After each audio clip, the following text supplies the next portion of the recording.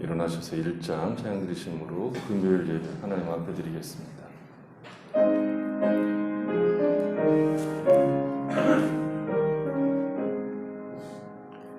만복의 근원 하나님, 온 백성 찬송 드리고 저 천사여 찬송하세. 찬송 성부 성자 성령.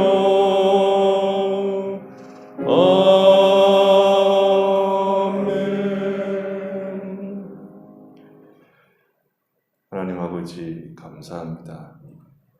주의 사랑하는 백성들이 함께 모여서 주님을 찬양하고 경배하도록 우리의 걸음을 인도해 주셔서 감사합니다. 주께서 사랑하시는 백성들이 함께 모여 주를 찬양하고 경배하오니 이 자리에 함께 하셔서 우리의 찬양과 경배를 받으시고 주님께서 사랑하시는 백성들에게 은혜와 자비를 베푸셔서 하나님으로 인하여 힘을 얻고 즐거움을 누리는 귀한 시간 되도록 복을 내려 주시옵소서. 예수님의 이름으로 기도했습니다. 아멘. 21장 찬양드리겠습니다.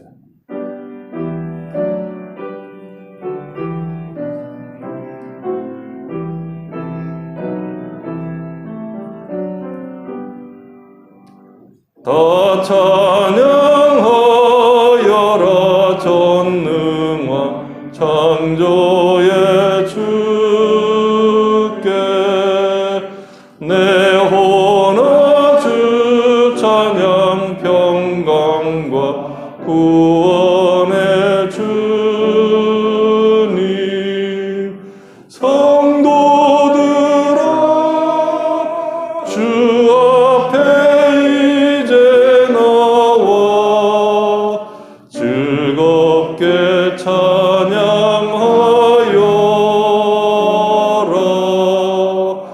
다 찬양하여라 놀라운 만유의 주께. 포근한 날개 늘 품어주시는 주님. 성도들아 주님의 뜻 안에서 내 소원 다 이루리라. 다 찬양하여라 온 몸과 마음을 바쳐.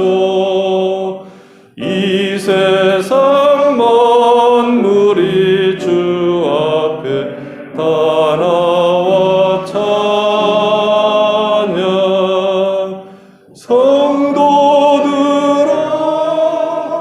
기쁘게 소리 높여 온이 찬양하여라.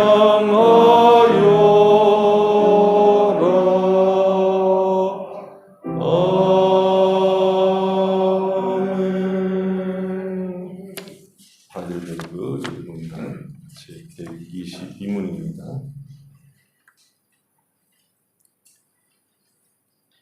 첫째 강구는 무엇입니까? 이름이 법궤임을 받으시오니 이것은 이렇게 간구하는 것입니다. 먼저 우리가 주님을 바르게 알게 하시고 주님이 하시는 모든 일에서 우리가 주님을 거룩하게 여기고 평화롭게 하며 찬양하게 하시니 또한 주님의 권능과 지혜, 선하심과 미와 자비와 진리가 밝게 드러나게 하옵소서. 또한 우리가 우리의 모든 삶과 생각, 말과 행동을 잘 정리하고 방향을 잡아 우리를 하여 주님의 이름이 결코 더럽혀지지 않고 오히려 영광받게 되고 찬양받게 되기를 바랍니다. 사도신경으로 신앙 고백 드리겠습니다. 나는 전능하신 아버지 하나님 천지의 창조주를 믿습니다. 나는 그의 유일하신 아들 우리 주 예수 그리스도를 믿습니다. 그는 성령으로 잉태되어 동정녀 마리아에게서 나시고 본디오 빌라도에게 고난을 받아 십자가에 못 박혀 죽으시고 장사된 지 사흘 만에 죽은 자 가운데서 다시 살아나셨으며 하늘에 오르시어 전능하신 아버지 하나님 우편한 자 계시다가 거기로부터 살아있는 자와 죽은 자를 심판으로 오십니다. 나는 성령을 믿으며 거룩한 공교회와 성도의 교제와 죄를 용서받는 것과 공의 부활과 영생을 믿습니다. 아멘. 앉으셔서 430장 찬양드리겠습니다.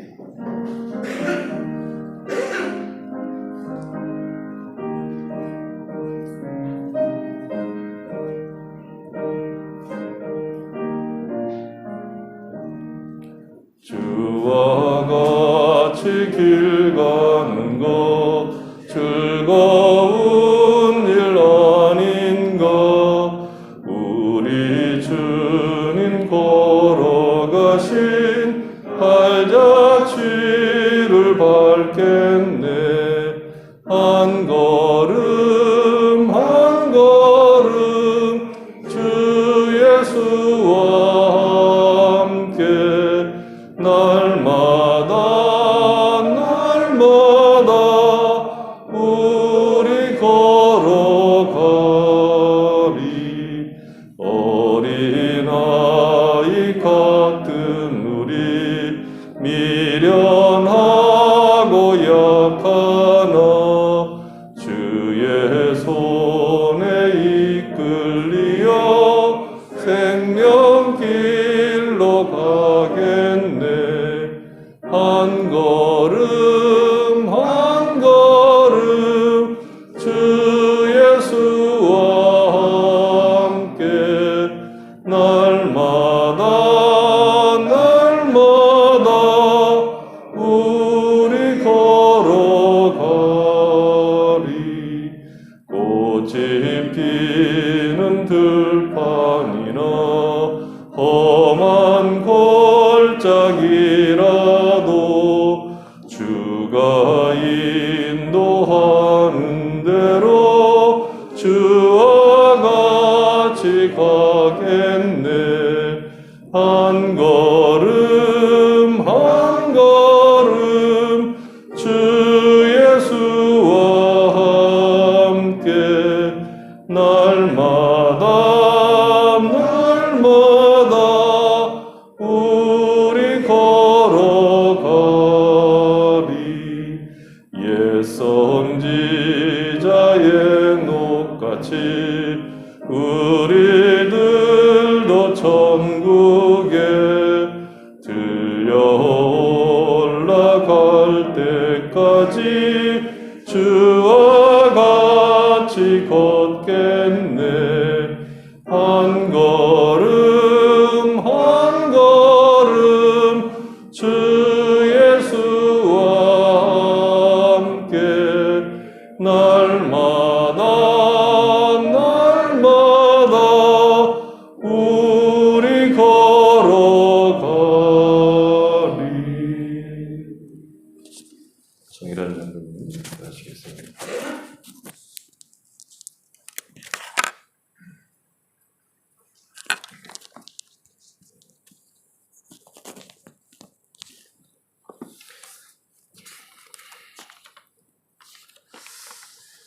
사랑과 은혜가 풍성하신 하나님, 오늘도 주의 인도하심으로 예배 이전에 나오게 하심을 감사드립니다.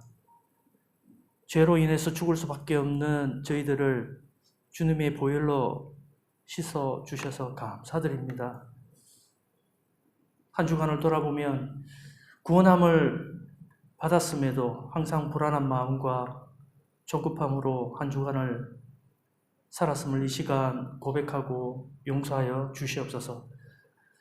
2021년도도 한 달 남겨둔 시점에 코로나로 인한 힘들고 어려운 시간이 길었지만 그럼에도 불구하고 삶의 바른 길로 하여 주신 주님께 감사드립니다.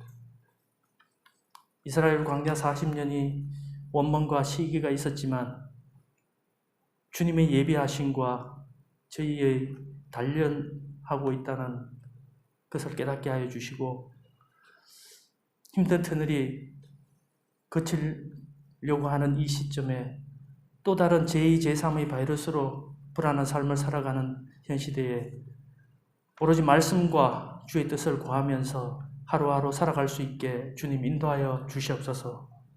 항상 살아가면서 무엇을 위해서 일하고 무엇을 위해서 살아가는지 늘 깨어서 살아가게 하여 주시옵소서. 예수님 오시는 길에 등불을 들고 먼저 예비하는 신부처럼 우리 다카 한인교회 모든 성도님들도 현명한 신부들이 모두 되게 하여 주시옵소서. 이 땅 방글라데시에 주님의 사명을 받아서 사역을 감당하시는 선교사님들을 위해서 기도합니다.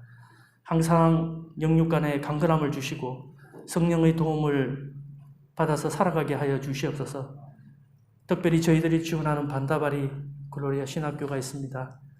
그 속에서 각자 맡은 선교사님들, 목사님들, 성도님들이 있습니다.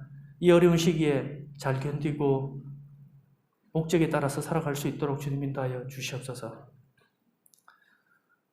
각자가 지치지 않게 하여 주시고 이 한 해를 잘 마무리할 수 있도록 주님 인도하여 주시옵소서.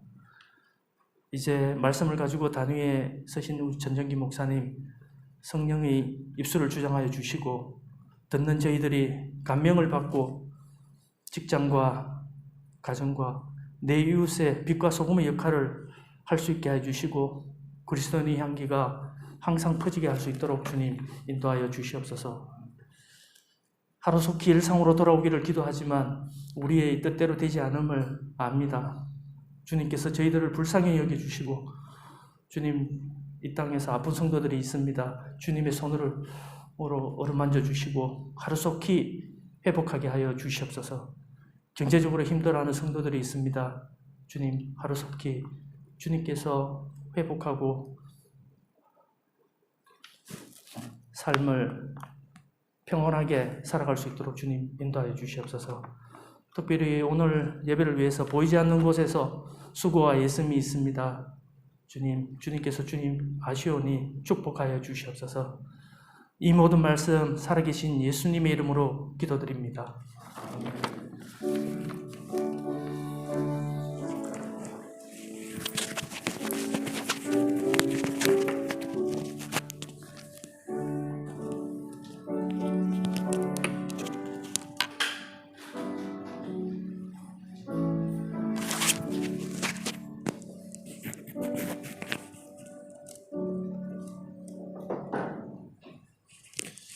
성경 말씀 있습니다. 주본이 39절로 되어 있는데 25절로 30절입니다. 에베소서 5장 25절로 30절입니다.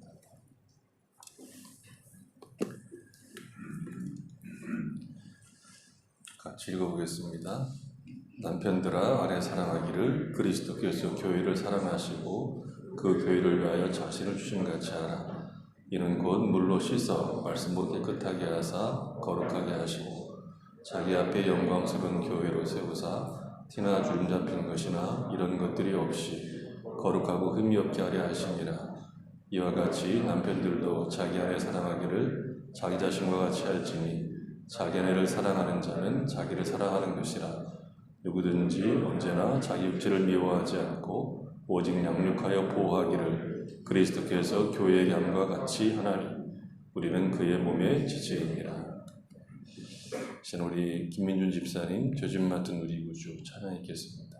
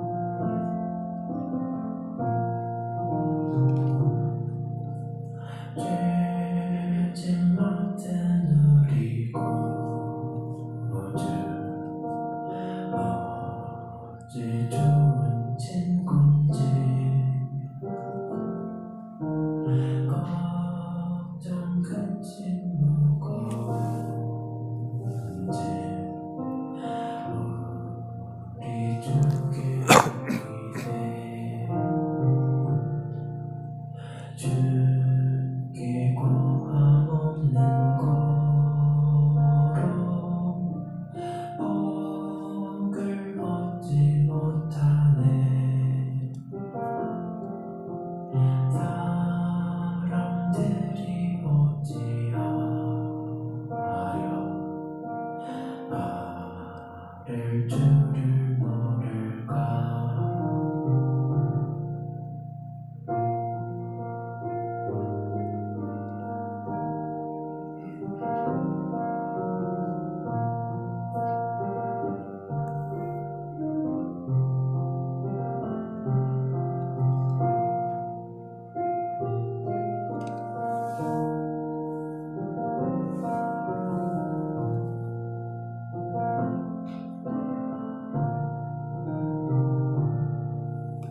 걱정 끝이 무거운지 아니 진짜 누군가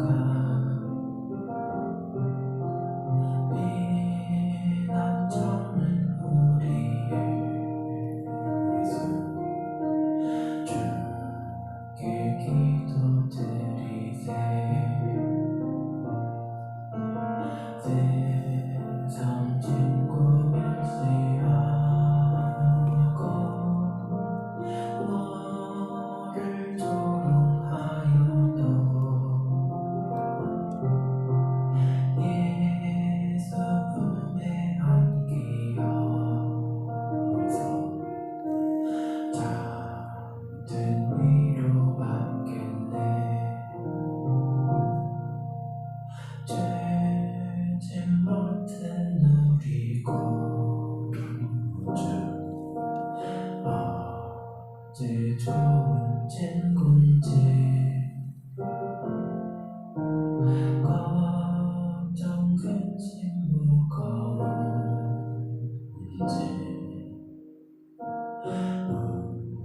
우리 주께 맡기세.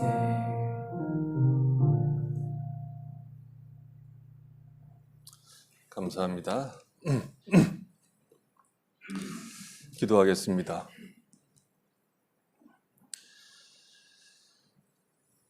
하나님 아버지, 감사합니다.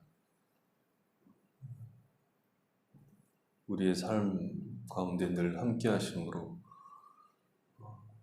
그 은혜를 베푸셔서 믿음을 따라 살아갈 수 있도록 복을 주셔서 감사합니다. 이 세상을 살아가는 동안에 우리가 미련해서 우리가 가지고 있는 힘과 지혜로 삶을 꾸려가려고 하지만 결코 성공한 적이 없음을 저희들이 늘 깨달아갑니다. 우리의 삶이 하나님의 손안에 있고 하나님이 허락하시는 복 가운데 있음을 저희들이 늘 깨닫고 하나님을 의지하는 것이 인생이 누리는 가장 큰 복이며 가장 안전한 길인 것을 날마다 알아가고 또 고백하고 그것을 맛보며 살아갈 수 있도록 은혜를 베풀어 주시옵소서. 우리가 주 앞에 나와서 예배를 드리며 말씀을 묵상하는 것은 우리의 삶 자체가 하나님의 손 아래 있으며 그 하나님께서 우리에게 주시는 복 가운데 있음을 고백하기 위함입니다. 하나님, 우리가 날마다 하나님 앞에 더 가까이 가고 하나님을 의지하고 주를 경외하는 것으로 우리의 만족과 기쁨을 삼는 삶을 살아갈 수 있도록 복을 내려 주시옵소서. 오늘도 저희들이 말씀을 통해서 확인하는 것이 여전히 하나님께서 우리에게 베푸신 은혜가 큼을 알게 하시고 그 하나님의 뜻대로 사는 것이 가장 큰 복된 길인 것을 저희들이 고백하는 귀한 시간 되도록 은혜 베풀어 주시옵소서. 예수님의 이름으로 기도했습니다. 아멘. 우리가 지금까지 이제 본 것은 아내의 역할이었습니다. 아내의 역할을 먼저 본 것은 신앙의 본질, 그러니까 하나님께서 신자를 통해서 가장 두드러지게 증거되기를 원하는 것은 신자들이 하나님께 순종하는 것이기 때문에 아내의 역할을 먼저 본 겁니다. 내가 신자라는 사실을 나타내는 많은 방식들이 있다고 보죠. 기도한다든지 성경을 읽는다든지 아니면 선한 일을 한다든지 누가 뭐라 그래도 나는 하나님 앞에 나가서 예배를 드리는 시간만큼은 죽어도 지킨다. 이런 것들이 내가 신자된 어떤 표식들이지만 신자와 불신자의 결정적인 차이는 하나님께 순종하느냐에 달려 있습니다. 말하자면 신앙은 윤리도 아니고 도덕도 아니고 선과 의에 관한 문제도 아닙니다. 신앙은 하나님께 순종하는 것입니다. 그것이 신자의 정체성이죠. 우리가 다 알고 있는 성경이 있죠. 사무엘상 15장에 보면 사무엘이 사울 왕을 꾸짖을 때 이런 얘기를 하죠. 하나님께서 원하시는 것이 보여주기 위한 공허한 제사의식이겠습니까? 그분께서 원하시는 것은 그분의 말씀을 잘 듣는 것입니다. 중요한 것은 듣는 것이지 거창한 종교 공연을 무대에 올리는 것이 아닙니다. 하나님의 명령을 행하지 않는 것은 이교에 빠져 놀아나는 것보다 훨씬 더 악한 일입니다. 하나님 앞에서 우쭐대는 것은 죽은 조상과 내통하는 것보다 훨씬 더 악한 일입니다. 그러니까 신자의 영광과 복은 하나님께 순종하는 것에 있습니다. 이 순종의 문제에 있어서 누가 주역인가라고 할 때 아내들이죠.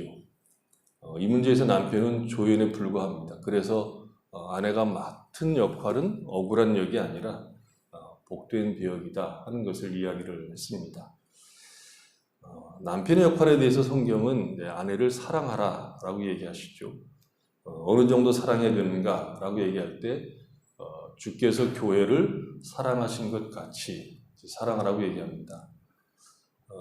그러나 신앙의 분명한 순서는 순종이 먼저 앞서 있다는 것이죠.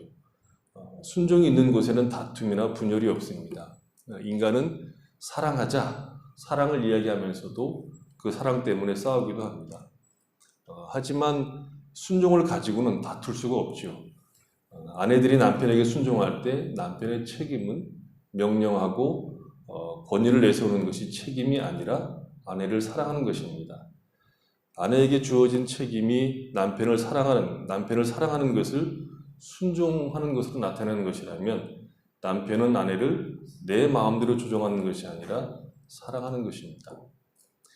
남편에게 준 역할이 머리라고 해서 마음대로 해도 된다라는 뜻이 아닙니다. 머리의 책임은 몸을 보호하고 사랑하는 것입니다. 디모데전서 1장 7절에 디모데후서 1장 7절인데요. 이 말씀을 이제 한번 보겠습니다. 이것이 이제 머리의 책임이 무엇을 의미하는가를 한번 보려고 합니다. 하나님이 우리에게 주신 것은 두려워하는 마음이 아니요 오직 능력과 사랑과 절제하는 마음이니 이렇게 되어 있습니다. 하나님께서 신자된 우리에게 이제 주신 마음은 두려워하는 마음이 아닙니다. 우리가 물론 예수를 믿기 전에는 하나님을 두려워했었죠. 예수를 믿기 전에는 하나님이 무서운 분이셨습니다. 그것은 우리가 율법 아래에 있었기 때문입니다. 율법 아래에 있다는 것은 율법의 통치, 율법의 판단 아래에 있다는 것이죠. 우리가 율법의 판단 아래에 있을 때에는 율법을 지키지 못한 결과, 그것을 우리가 죄라고 얘기하면 그 죄의 값은 사망이죠. 사망을 얻게 됩니다. 율법이 있지만, 율법을 보지만 그것을 지킬 능력이 없기 때문에 율법의 판단으로는 우리는 사망이라고 하는 판결을 얻게 됩니다. 그것은 율법이 나빠서가 아니라 율법은 선하지만 우리가 그것을 지킬 능력이 없기 때문입니다. 그래서 율법의 1차적인 기능이 뭐냐 그럴 때 우리가 죄인이라는 사실을 폭로하는 것이 있습니다. 그래서 율법 아래 있을 때에는 율법을 지킬 능력이 없기 때문에 율법이 공포일 수밖에 없고 그 공포라고 하는 것은 하나님의 진노와 심판이 포함되어 있기 때문에 그렇습니다. 그리고 그 율법을 우리에게 주신 하나님이 두려운 대상이 될 수밖에 없는 것이죠. 예수를 믿지 않는 사람들이 하나님과 무관하게 살아가면서도 하나님의 사랑을 울부짖고 하나님은 사랑이시기 때문에 우리를 망하게 하고 어렵게 하고 심판하시는 것은 부당하다고 아우성을 치는 이유는 하나님이 두렵기 때문에 그렇습니다. 그것이 예수를 안 믿는 사람들의 상황이라는 것이죠. 그래서 예수를 믿지 않으면 하나님과의 관계는 원수지간인데 그 이유는 하나님과 하나님의 법을 미워하기 때문에 결과로 인간에게 떨어지는 판결이라고 하는 것은 심판이 되겠고 죽음이 되게 된다는 것이죠. 그래서 결국 예수를 믿기 전에 인간의 삶이라고 하는 것은 하나님과 원수 관계로 인한 공포, 두려움 이것이 있다는 거죠. 그것을 어떻게 좀 감춰보려고 하나님은 사랑이시다고 외쳐보지만 허무한 외침에 불과하다는 것입니다. 그러나 이제 예수를 믿은 사람들, 예수를 믿음으로 말미암아 구원을 얻은 그의 백성들은 하나님과 우리의 관계가 율법적인 차원이 아니라 하나님과 자녀된 관계로 바뀌게 됩니다. 그러니까 예수를 믿게 되면 하나님과의 새로운 관계가 형성된다는 것이죠. 하나님의 독생자이신 예수로 말미암아 우리가 그의 자녀들, 양자로 입양이 됩니다. 구원 얻어 양자가 된 우리에게 하나님이 무엇을 요구하시는 것, 어떤 수준을 요구하시는 것은 아버지로서 요구하시는 것이고, 아버지께서 가지고 계신 영광과 영예를 그의 자녀들과 함께, 그의 자녀된 우리와 함께 누리시기 위하여 요구되는 내용들이 됩니다. 그러니까 신자들에게 요구하는 하나님의 요구는 시험이 아닙니다. 60점 맞으면 합격, 못 맞으면 불합격, 이런 틀을 만들기 위한 것이 아니라 우리 모두가 하나님의 자녀로서 합당한 자리로 가도록 우리를 격려하고 인도하고 경계하고 때로는 야단을 치는 내용으로 기준을 제시한 겁니다. 자녀들에게 매를 드는 것은 얘를 몇 대를 때리면 얘가 눈동자가 확 돌아가느나 하는 것을 보려고 하는 것이 아니라 훌륭한 사람이 되라고 아프지만 매를 드는 것입니다. 신자는 더 이상 무서워하는 종의 영을 받은 것이 아니라 양자의 영을 받아서 하나님을 아버지라고 부르게 된 것입니다.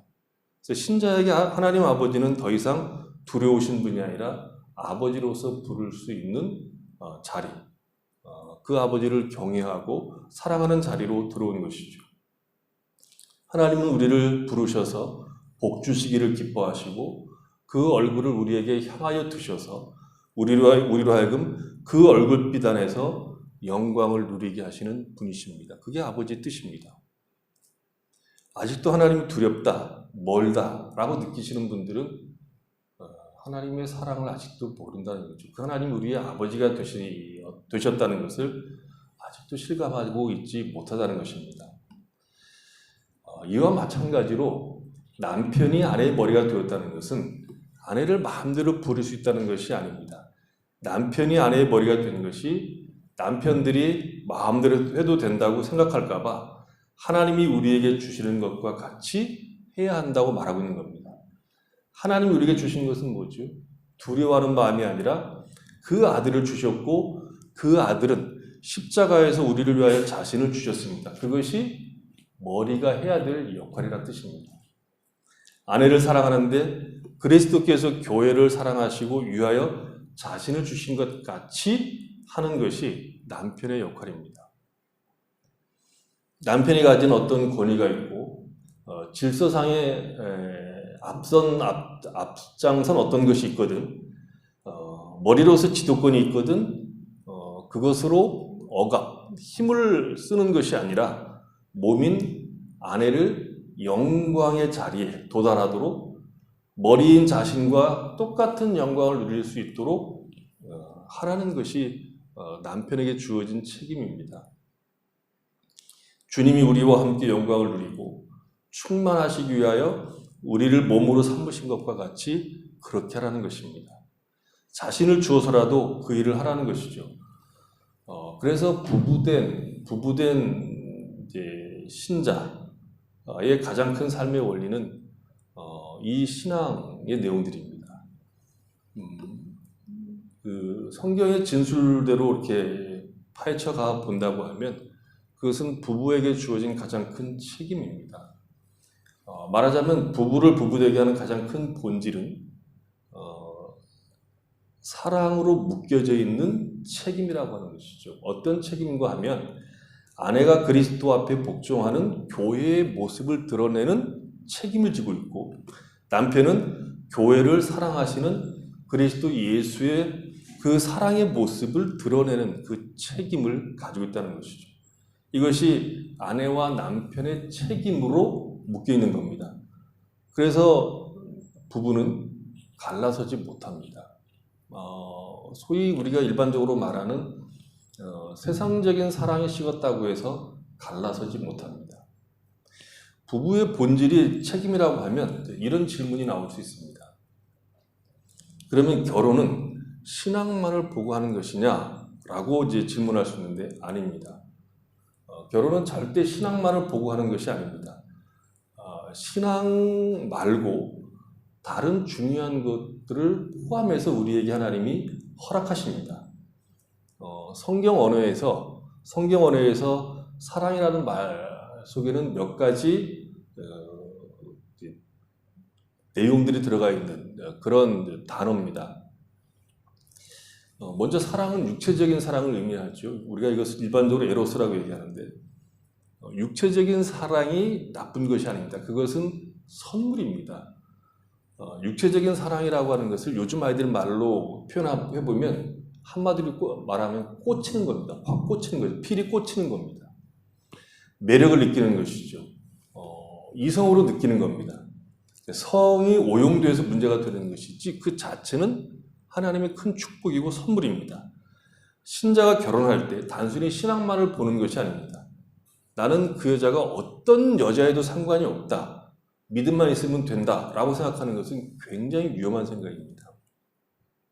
신자도 나에게 더 매력을 끄는 남성이 있고 여성이 있다는 것입니다.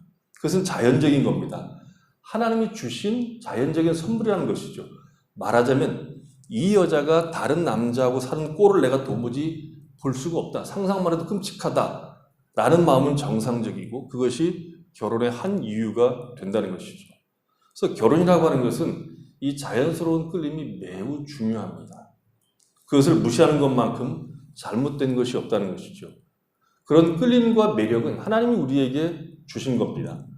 그 다음에 우리가 생각해 볼 사랑은 좋아하는 겁니다. 이거 필레오라고 얘기하는데 좋아하는 겁니다. 좋아한다는 것은 일반적인 삶에 있어서 서로 기호가 맞는 것을 말합니다. 일반적인 기호라고 하는 것은 삶의 방식이나 가치나 혹은 사상적인 면에서 서로 좋아하는 것이 많이 겹치는 것입니다. 육체적인 끌림과 매력이 있어서 결혼하지만 좋아하는 것들이 너무 분명하게 차이가 나면 결혼 생활이 굉장히 어려워집니다. 아마 이런 부부들은 굉장히 많은 전투를 거쳐서 다듬어져 갈 겁니다. 이혼하지 않는다면. 삶의 방식이나 가치나 사상적으로 많은 것을 함께 공유할 수 있으면 잘 살 수 있습니다. 우리가 삶을 살아본 결과를 이렇게 돌아보면 무엇이 보이는가 하면 예수를 믿는 우리보다 훨씬 더 재미나게 잘 사는 부부들이 꽤 많습니다. 그렇죠? 오히려 예수 믿는 부부들이 훨씬 더 위기에 있는 것 같고 그렇지 않은 부부들이 훨씬 더 삶을 재미나게 사는 그런 부부들이 있다는 거죠. 왜 예수를 믿지 않는데도 재미나게 살 수 있을까요? 이 두 가지가 그들에게 다 있을 경우에 그렇게 살 수 있습니다. 예수를 안 믿어도 행복한 결혼 생활을 할 수 있는 것은 육체적인 매력과 아울러 좋아하는 것들이 공유되기 때문에 그렇습니다. 이미 결혼한 사람들이 해당이 안 되겠지만 결혼해야 되는 사람들은 이 문제를 잘 생각해 볼 필요가 있다는 거죠. 신앙만 보는 것이 아니라 자연스러운 끌림으로 인한 매력과 아울러 좋아하는 것들을 함께 많이 공유하고 있는지를 볼 필요가 있습니다. 그러나 그것으로 책임을 다할 수 있는 것은 아닙니다. 그 책임이 뭐냐면 교회가 복종하는 것과 같은 것과 교회를 사랑하는 것 같은 이 책임은 더 높은 사랑이 필요합니다. 그것이 뭐죠? 사랑입니다. 그리스도 예수를 사랑하는 거죠. 내가 예수의 사랑을 받고 내가 예수를 사랑하는 그 사랑입니다. 아가페라고 얘기하기도 하는데 하나님께서 우리에게 이런 책임을 주실 때 책임만 주시는 것이 아니라 그 책임을 감당할 수 있도록 기쁨을 주시고 행복을 함께 주시는데 우리는 그것을 사랑이라고 말합니다. 매력을 느끼게 하게 하시고 좋아하는 것들을 공유케 하시고 하나님을 사랑하는 것, 사랑으로 이 책임을 감당하도록 하신다는 것입니다. 매력을 느끼고 좋아하는 것을 함께 주어서 책임을 지는 것이 짐이나 의무만이 아니라 그 책임을 지는 것이 감당할 만한 즐거움이라는 것을 담아서 주는 겁니다. 그 즐거움이 인간적인 면을 포함한 그리스도 예수 안에 있는 사랑으로 우리를 이렇게 포장해서 묶어서 책임을 지라고 얘기하는 겁니다. 그러니까 무슨 얘기냐면 남편들에게 주어진 역할이라는 것이 그리스도께서 교회를 사랑하신 것 같이 사랑하는 책임만이 아니라 그 일의 기쁨과 즐거움을 담아서 하게 하십니다. 그러니까 본래 아내를 사랑하는 것에 더해서 그리스도 예수의 사랑으로 우리를 묶어서 이 책임이 결코 억울한 책임이 아닌 것을 확인시킨다는 것이죠. 바울의 얘기를 좀 더 보겠습니다. 바울의 얘기를 보면 거기 우리가 이제 그 에베소 5장에 보면 교회를 위하여 자신을 주신 같이 하라. 이는 곧 물로 씻어 말씀으로 깨끗하게 하사 거룩하게 하시고 자기 앞에 영광스러운 교회로 세우셨다. 이렇게 얘기하죠. 이 말 가운데 남편이 자기 역할을 하기 위해서 필요한 것은 그리스도께서 하신 일을 알 때라고 말하는 겁니다. 바울은 교회와 그리스도와의 관계를 매우 심도 있게 설명을 하죠. 그러다 결국 이 비밀이 크다. 내가 그리스도와 교회에 대해서 말한다고 얘기합니다. 교회와 그리스도와의 관계를 가지고 남편의 역할, 아내의 역할을 설명하는 이유는 아내들에게는 복종하는 것이 억울한 일이 아니라는 것을 가르치기 위한 것이고 남편들에게는 사랑하는 것이 그리스도께서 하신 일에 근거한다는 것입니다. 남편이 아내를 사랑하기 위해서 필요한 것은 그리스도께서 교회를 사랑하신 것이 무엇인가를 아는 겁니다. 그리스도 안에서 우리에게 허락된 사랑을 누리는 차원에서 책임이라는 겁니다. 바울이 부부 문제를 다루면서 교회와 그리스도의 관계를 가지고 설명하고 있다는 것은 이 문제를 접근하고 푸는 방법이 단순히 부부가 해야 할 어떤 일들을 나열하는 것이 아니라 교회와 그리스도의 관계 속에서 풀어야 할 만큼 부부는 깊이가 있는 관계이고 그만큼 부부가 갖고 있는 메시지가 크다. 그런 뜻입니다. 다른 어떤 신앙생활보다도 신자다운 부부로 사는 것이 강력한 메시지를 담고 있고 그 하나만 가지고도 내가 예수 믿는 사람으로서 역할을 다했다라고 말해도 지나침이 없다는 뜻입니다. 다른 거 다 못해도 내가 예수 믿는 남편으로, 예수 믿는 아내로 하나님 앞에서 신실하게 산 것 하나만 가지고도 우리는 충분히 신자다운 삶을 표현하고 있다라고 말할 수 있다는 겁니다. 그만큼 이 메시지가 크다는 것이죠. 그리스도는 교회의 남편이고 그리스도는 개개 신자의 남편입니다. 성경은 우리가 어린 양의 혼인잔치에 초대받은 신부로 이야기를 하기도 하고 로마서 7장 1절로 4절을 보면 우리가 예수 믿기 전에 우리의 전 남편은 율법이었는데 율법에 대해서 우리가 죽고 난 다음에 새 남편 주님에게 시집을 가서 살게 된 우리가 예수님이라고 하는 신랑과 만나서 살게 된 사람이 되었다고 이렇게 얘기하죠. 그런 의미에서 그리스도는 교회의 남편이고 교회는 그리스도의 신부가 됩니다. 교회는 그리스도를 남편으로 보는 것과 같이 아내들도 그렇게 됩니다. 남편들은 아내를 그리스도께서 교회를 보는 것 같이 해야 합니다. 그리스도께서 교회를 보실 때 사랑하십니다. 주님은 교회가 보잘것 없음에도 불구하고 교회를 사랑하셨고 교회의 부족함에도 불구하고 사랑하셨습니다. 그리스도는 교회의 누더기 같음과 비열함과 배반함과 연약함을 아셨습니다. 그러나 주님은 교회를 사랑하셨습니다. 이것이 구원이 가지고 있는 신비입니다. 구원이 얼마나 놀라운 일인가는 그리스도 예수께서 사랑하셨다는 것인데 그 사랑받고 있는 대상이 누구냐 때문에 구원은 놀라운 것이고 탁월한 것이고 말로 표현할 수 없는 영광스러운 것입니다. 주께서 교회를 사랑하시는 것은 교회 안에 사랑할 만한 무엇이 존재하기 때문에 하시는 것이 아닙니다. 우리가 죄인이었을 때, 경건치 아니할 때 사랑하셨습니다. 사랑할 만한 어떤 조건이 없을 때, 누추하고 비참할 때 사랑하셨습니다. 영광스럽기 때문이 아니라 영광스럽게 하시려고 사랑하셨습니다. 그와 같이 남편들은 아내를 사랑해야 됩니다. 아내의 어려움과 부족함에 대해서 비난할 수 없습니다.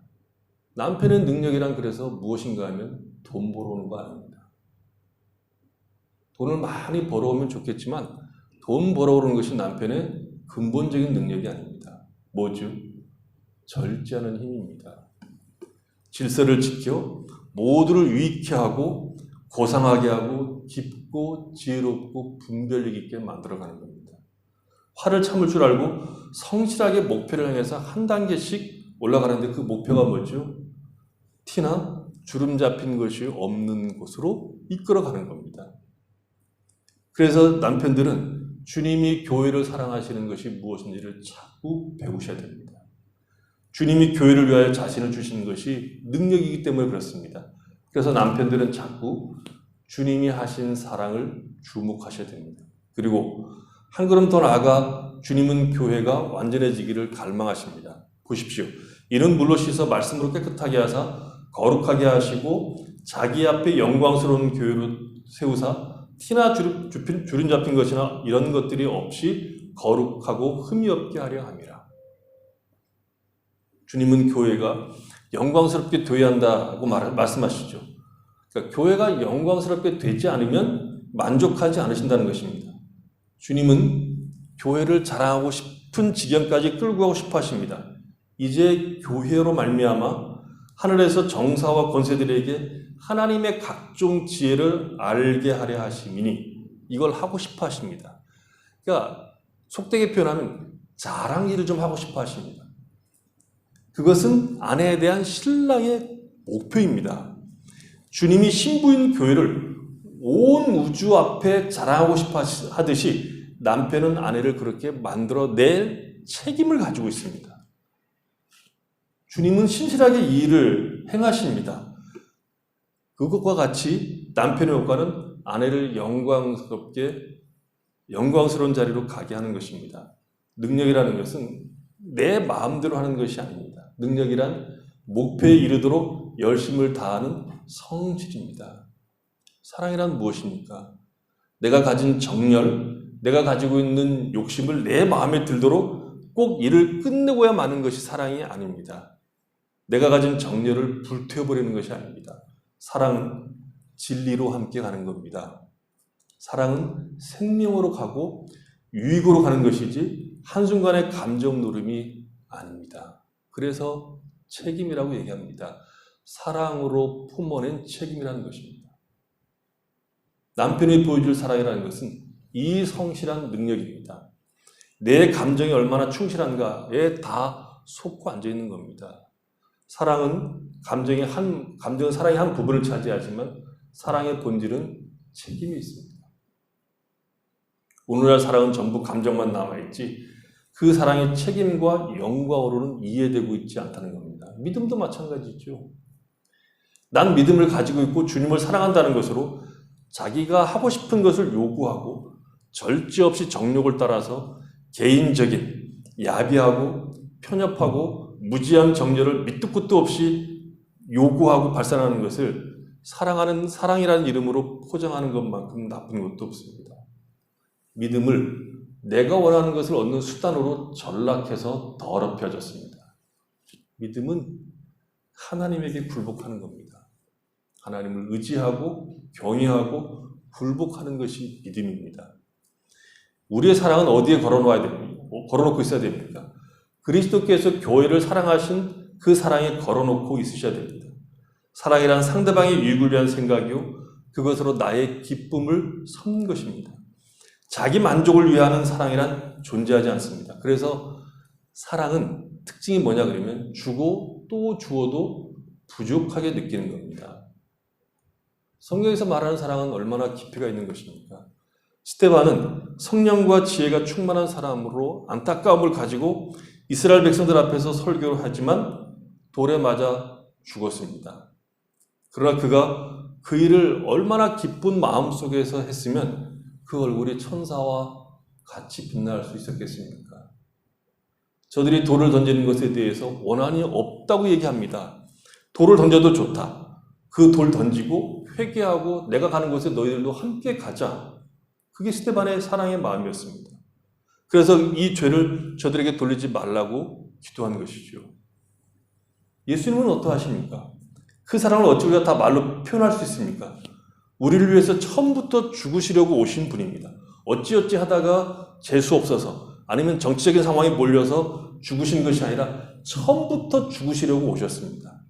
말로 해도 말을 알아듣지 못할 것을 아시고 우리를 위해서 십자가에서 죽으시기 위해서 오신 것입니다. 그것이 사랑입니다.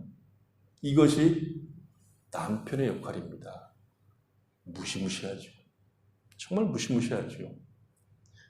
내가 어쩌다 이 왼수하고 결혼했을까? 그러지 마십시오. 책임이 뭐라고 그랬습니까? 영광스럽게 만드는 것이 남편의 사랑이요? 책임입니다. 성격이 너무 차이나서 못 살겠다? 맞추십시오. 아내가 코를 골면 기도하십시오. 아내가 코를 고는 동안은 내가 귀가 먹게 해주십시오. 이렇게 기도하십시오. 말이 많습니까? 그러면 내 귀에 딱지가 않도록 기도하십시오. 말이 없습니까? 그 깊은 속을 헤아려서 생각해 보십시오. 그리스도께서 교회를 위해서 자신을 주신 같이 하십시오. 부부관계는 결단코 주고받는 관계가 아닙니다. 상그레도 아니고 계약도 아닙니다. 세상은 육체적 사랑과 서로 좋아하는 것으로도 서로 죽고 못 살 수도 있지만 우리는 거기를 넘어서 순종과 사랑으로 그리스도 예수의 사랑으로 묶여진 그 사랑으로 영광스러운 자리로 가셔야 됩니다. 영광스럽게 티나 주름 잡힌 것이 없는 상태로 만들어내는 것이 부부가 가지고 있는 놀라운 책임이요, 영광이요, 복입니다. 우리의 가장 큰 기쁨과 가장 큰 행복은 가정 외에 어느 곳에도 없습니다. 부부만큼 영광스럽고 신비롭고 즐거운 책임을 지고 있는 사람들도 없습니다. 부부만큼 서로의 얼굴을 빛내서 성숙하게 해줄 대상도 없습니다. 부부가 만들어내는 이 듀엣보다 더 아름다운 음악, 아름다운 예술, 더 고상하고 더 영광스러운 내용을 담을 수 있는 것이 세상에 존재하지 않습니다. 그것이 얼마나 그 내용이 컸으면 교회와 그리스도의 관계로 묶어서 거기에 묶어서 비유를 들어서 부부가 얼마나 놀라운가를 설명할까요? 사도 바울이. 그러니 자꾸 우리는 예수를 바라보셔야 됩니다. 그리고 그 예수께서 우리에게 하신 것 같이 하셔야 됩니다. 도망가지 말고, 일에 도망가지 말고, 체념하지 말고, 하나님께서 우리를 어떻게 묶으셨는가를 생각하고, 비난의 소리, 싫은 소리, 짜증 섞인 소리를 하지 마십시오. 대접하고, 한쪽은 공경하고, 한쪽은 사랑하고, 멋있게 살아가셔야 됩니다. 결혼할 때는 우리가 이런 수준이 아니었죠. 결혼할 때는 그냥 그저 죽어 좋아서 결혼했지만 지금은 그런 수준이 아니라 참 멋있는 맛이 맛깔나게 들어있는 깊은 수준이 되어야 됩니다. 처음 결혼할 때 기쁨과 지금의 기쁨을 비교할 때 옛날이요. 그렇게 말하는 사람은 헛사신 겁니다. 정말 헛사신 겁니다. 같이 늙어가는 기쁨이 있어야 되고 주를 아는 지식에서 오는 소망이 부부 가운데 풍성해야 됩니다. 황혼이 훨씬 더 멋있어야 됩니다. 많은 두려움들이 늙어감이 있지만 그 늙어갈 때 오는 두려움들을 훨씬 더 넘어서는 그리스도 예수 안에서 묶여있는 그 멋있음이 부부 사이에 있어야 됩니다. 넉넉하고 푸근하고 지금이 더 놀랍고 더 기대가 되고 기쁘고 그래야 되는 겁니다. 이 가장 기본되는 신앙의 내용들이 없기도 하고 부부가 누리는 이 깊은 신앙의 내용을 우습게 알아서 우리의 신앙과 삶이 엉망진창이 되는지도 모릅니다. 다른 거 안 하셔도 됩니다. 이것을 하십시오. 복종하고 사랑함으로 만들어내는 신앙의 조화가 얼마나 아름다운 것인지를 먼저 맛보셔야 됩니다. 하나님이 이것을 우리에게 요구하십니다. 그것은 우리가 이렇게 살 수 있기 때문에 요구하시는 거죠. 우리에게 허락한 것이 무엇인지 절대로 놓치지 마십시오. 부부로 열심히 사십시오. 그것보다 훌륭한 신앙생활은 없습니다. 돈, 명예, 주의, 건강보다 훨씬 더 중요한 것은 우리에게 주어진 역할을 사랑으로 묶으신 그 기쁨을 알고 기쁨으로 감당해내는 것입니다. 그럴 때 하나님은 우리를 자랑하실 것이고 그 영광을 이웃 앞에 세상 앞에 비추어 낼 것입니다. 저는 이것보다 더 시급한 내용이 없다 그렇게 봅니다. 한국 교회에 이 부부의 역할보다 훨씬 더 심각한 문제가 없다. 시급하고 중요한 문제가 없다 이렇게 봅니다. 하나님께서 그리스도와 교회의 관계로 묶어내신 그것과 똑같이 묶어내신 부부의 이 영광스러운 역할들을 깊이 더 묵상하시면서 이 역할을 잘 감당함으로 하나님께서 허락하시는 복을 맛보고 누리는 성도들이 되시기를 바랍니다. 기도하겠습니다.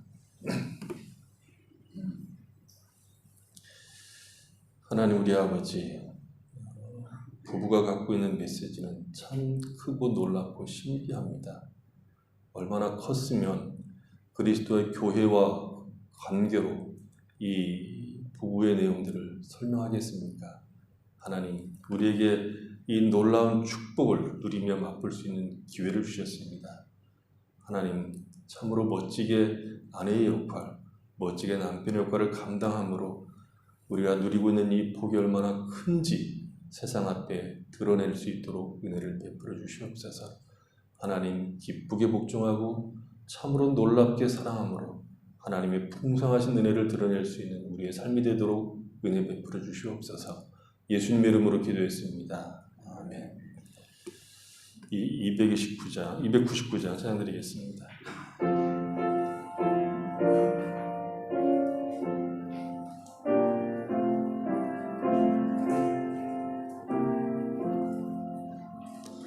하나님 사랑은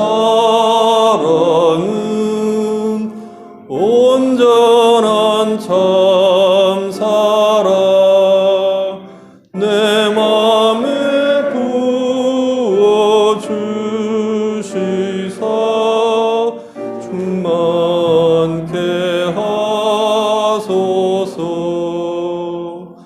내 주님 참 사랑 햇빛과 같으니 그 사랑 내게 비추사 뜨겁게 하소서.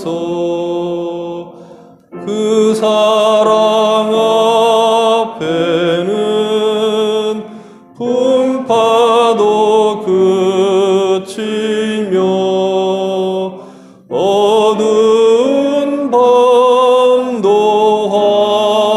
환하니 그 힘이 크도다. 하나님 사랑은 온전한 참 사랑 내